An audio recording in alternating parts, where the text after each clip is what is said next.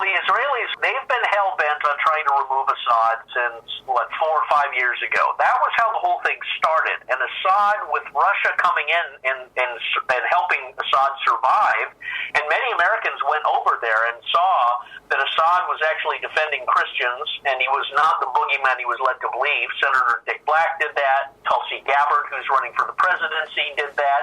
And I made the same conclusion.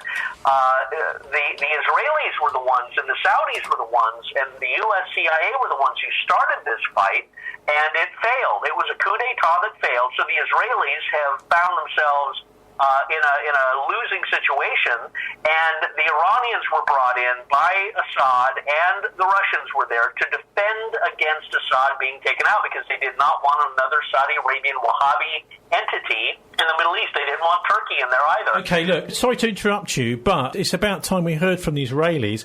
The moment he's the Israeli energy minister. He's part of the security cabinet in Israel, and it looks as if Netanyahu, in the run-up to the general election that is going to be happening at the end of March, beginning of April, because their coalition has broken down, he will become foreign minister for the Israelis very, very soon. So I thought it'd be interesting to see what his take is and what he's got to say about the whole situation with the Iranians. U.S. sanctions might be more painful and more crippling than even international sanctions because of the secondary sanctions, because no company on the face of earth would like to mess with the United States or to miss the U.S. market. Still, if you want to be sure that the effect will be tremendous, you have to assure two other things. First, you have to make it crystal clear to the Iranians that if they break to the bomb, or if they start attacking U.S. targets or U.S. allies in the Middle East suddenly, this is a war. The U.S. will use brute force against them. Casus belli for military action. Yeah. And the second, not less important, is what is going to happen with North Korea. Once North Korea will dismantle, this will have a tremendous effect on Iran, on the nuclear debate within Iran, because once it will be clear for Iranians that even North Korea gave in to U.S. pressure, people in Iran would say, okay, it will be stupid to proceed and to suffer for nothing. Presumably, Scott, you noticed that your country has gone back to making small nuclear bombs, i.e. the nuclear hand grenade. I mean, what next? Well, I heard in that statement a future scenario of a false flag attack when the Israeli minister said, if the Iranians blow up U.S. commercial airplanes, that tells me one of the psyops that they may do is blow up a U.S. commercial airplane or make it look like one has been blown up by the Iranians. That's how a war could be triggered. It's a false flag Gulf of Tonkin incident. The Israelis are good at it. The British are good at it. And they may blow up some plane in Tel Aviv airport. They may blame it on the Iranians and the Syrians, but I wouldn't put it past them that they try and trigger a provocation and an attack on Iran. Israel is not going to rush into a war with Iran. They are going to provoke and try and blame the Iranians for some sort of an attack false flag that will then be used to justify American military attacks against Iran. Prime Minister Netanyahu is very adamant that preventing Iranian encroachment in Syria is a red line. Now, if the world powers are unwilling or unable to compel Iran out of Syria, is Israel prepared to go it alone? So far, I would say that the Iranian plan to use this brutal civil war in Syria in order to transform Syria into some kind of Iranian military garrison vis-a-vis Israel. So far, this did not succeed. Now we will insist and we will take all necessary measures, including, if necessary, brute force, the use of brute force, in order to prevent Iran from doing that.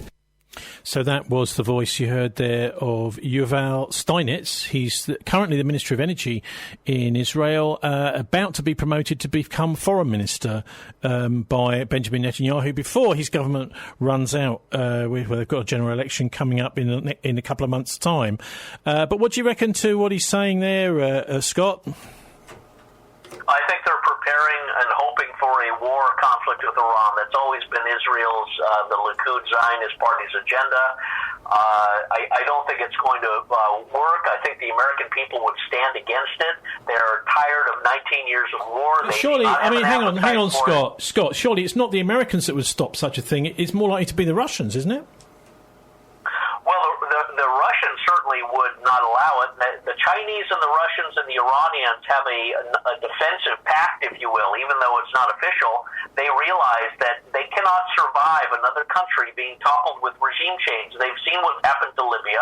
They've seen what happened to Iraq and Afghanistan and the attempt in Syria. They've seen Ukraine, and they know that this juggernaut of colonial Western UK, U.S., push is not going to stop unless it is blunted with a strong military alliance. And I think you're right. Russia would step in, and I think they've already made those sort of overtures in the Venezuelan situation.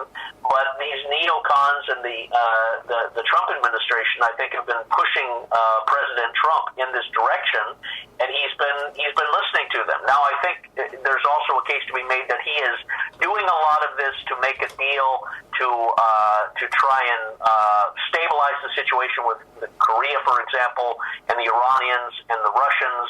I don't think there's any real chance of another war because too many people are aware that this has been all a psychological operation. It's been all false, and the U.S. have been damaged by it. That's what we're learning from the U.S. pullout from Afghanistan and Syria.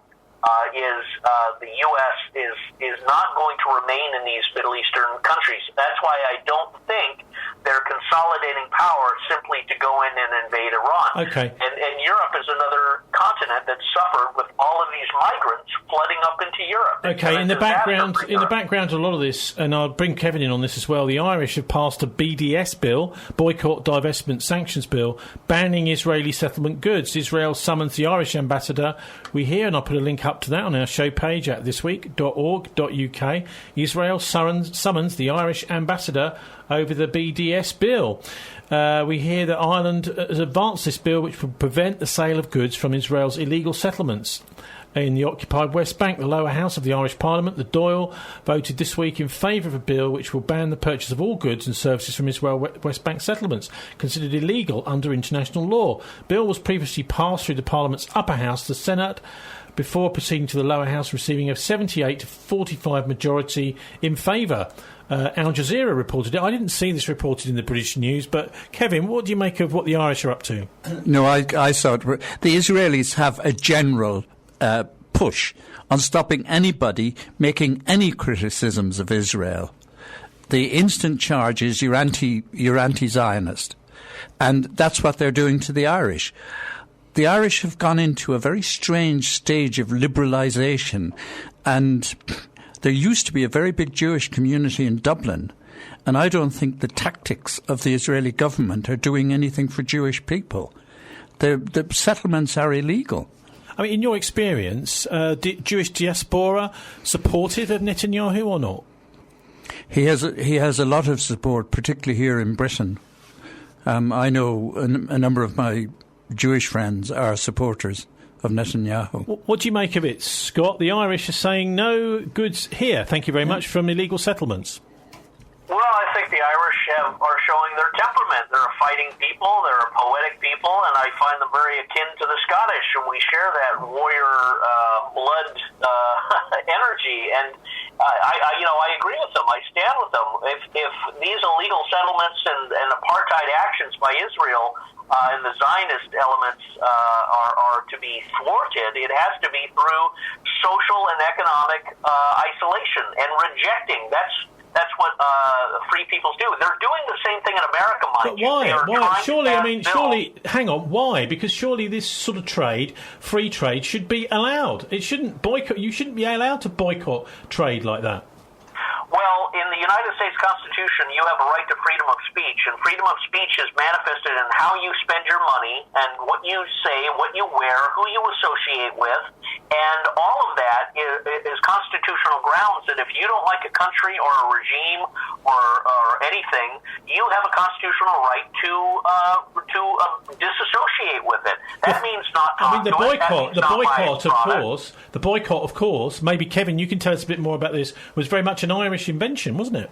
Yeah, the Irish typically would have supported the Jewish people because of the war. There's counter-propaganda here in Britain over Ireland's position in the war, but my own parents were put on who have no Jewish connections, were put on a death list for sending food to Jewish refugees. The Irish have traditionally sided with the Palestinians as the underdog. And I think the Israeli government's push on the Irish is counterproductive. Can you give us a bit of a history lesson, Kevin, though, about the Irish land wars? And because I think it was a Captain Boyott, I seem to remember, who was the originator of this whole concept. Well, hopefully I have a book about Irish landowners coming out sometime soon. But the powerless, here it's one of the real problems.